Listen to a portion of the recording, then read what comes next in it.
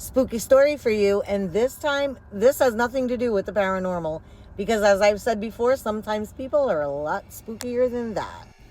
We're going to call this guy James. And James had a date with Rachel one night from Bumble. They decided to go to this very local restaurant and, made reservations and everything. Well, James gets there that night and he asked the hostess if she had shown up yet.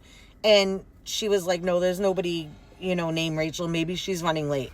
So James decided he was going to take his table. He waited for 30 minutes, no call, no text, no nothing. And he gets up, decides he's going to leave and he's going to text her later to find out what was going on. All of a sudden, this guy comes in and he walks up to him. And he says, hi, I'm Rachel's brother. Rachel isn't feeling well and she wanted me to come and get you and bring you to her house.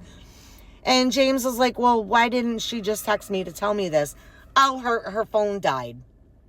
James is like, getting this creepy suspicion and something's not right. So James told Rachel's brother that, no, it's okay. I'll call her later and, we'll reschedule and, let her get some rest if she's not feeling well. Well, all of a sudden, he gets home and he gets a message from Rachel. And she was like, I'm so sorry that I didn't show up. And, I wasn't feeling well and this, that, and the other. I fell asleep and I just woke up.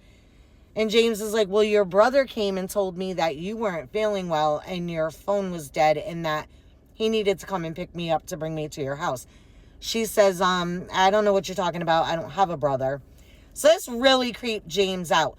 Well, all of a sudden, for weeks and months before he was finally able to move out of his apartment, he was getting messages, like threatening messages. And of course, the police couldn't do anything about him because at the time they were just threats.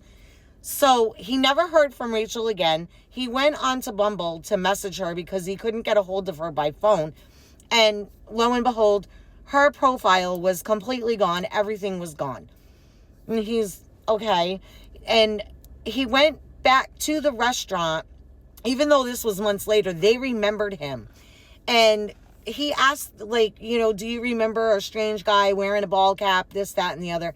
And the hostess who had been there when he checked in was like, yeah, there was actually a guy out there for about an hour just pacing back and forth until you came in. We just assumed that he was waiting for somebody. James is like now really creeped out. He's still getting text messages.